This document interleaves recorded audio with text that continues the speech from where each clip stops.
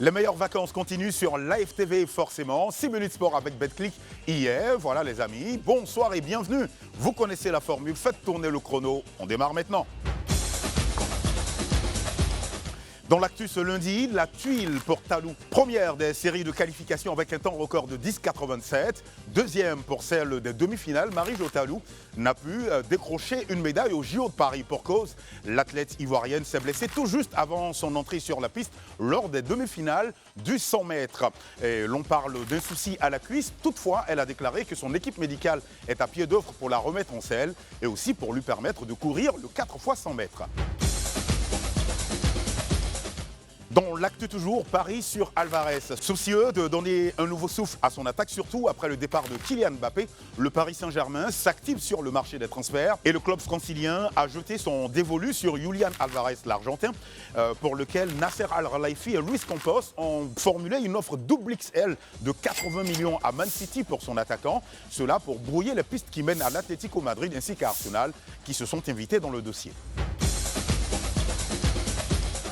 À l'affiche, France-Égypte pour une place en finale. Après sa victoire sur les Argentins, qui tenait lieu d'une petite revanche, les Bleus de Thierry Henry se mesurent au jeune pharaon égyptien, l'un des deux derniers représentants du continent encore en course. Franchi l'obstacle argentin, l'équipe de France voudra décrocher la médaille d'or qui plus est à domicile, là où l'Égypte ambitionnera d'imiter le Cameroun et le Nigeria. France-Égypte. Eh bien les amis, on a jeté un coup d'œil pour vous sur les cotes, ça donne ceci.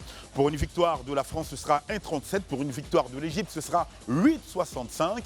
Et puis, bien évidemment, pour un match nul, ce sera 4,65. Dans le focus, les Ivoiriens se cherchent au JO. Une moisson maigre, pour ne pas dire inexistante. La Côte d'Ivoire cherche encore des couleurs à Paris. On vous résume les amis, le parcours des athlètes ivoiriens au JO de Paris 2024. L'une des plus grandes chances de médaille d'or ivoirienne au JO de Paris s'est envolée ce samedi 3 août. Marie-Josée Talou, qui avait suscité de grands espoirs pour remporter enfin une médaille d'or, n'a pas pu se hisser parmi les 3 premières places du 100 mètres en raison d'une blessure. Arrivée 8e en 13 secondes 79, elle est sortie de la piste sur une civière. Sur ses réseaux sociaux, la gazelle de Boisflé a annoncé qu'elle reviendrait pour le relais 4 x 100 mètres. Du côté des escrimeurs, l'Ivoirien Jérémy Kéruel a connu une entrée difficile pour sa première participation aux Jeux Olympiques. Opposé à l'Américain Alexander Massialas en 16e de finale de l'épreuve de fleuret individuel masculin, Kéruel s'est incliné par 15 touches à 3. La seconde escrimeuse, Isabelle Maxine Esteban, engagée dans le tableau individuel, a perdu face à la Française Pauline Ranvière sur score de 15 à 7.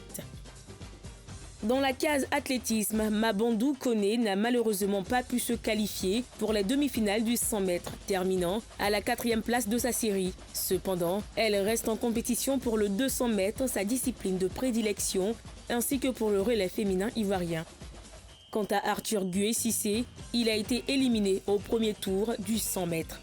Chez les judokas, Zouleya Abzeta d'Abonné a également été éliminée en 16e de finale face à l'Ouzbek Amino Chorkoujon en début de combat. Plus tard, elle a de nouveau perdu lors de son premier combat dans la catégorie des moins 57 kg face à Chorkoujon Aminova avec un score de 10-0. À l'heure actuelle, presque tous les soldats ivoiriens envoyés au front pour les JO sont tombés. Les derniers à entrer en lice sont les taekwondoïstes Cheikh Cissé, Ruth Badoui et Astan Batili et le sprinter Cheikhna Traoré.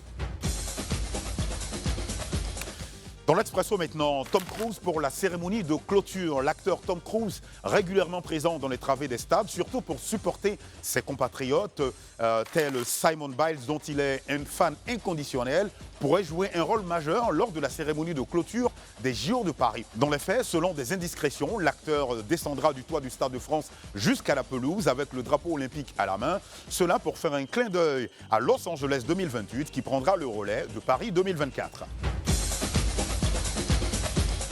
6 minutes sport avec Betclic, c'est terminé pour aujourd'hui. On se retrouve vendredi 18h50. D'ici là, les amis, gardez le rythme et surtout n'oubliez pas d'être heureux. Salut!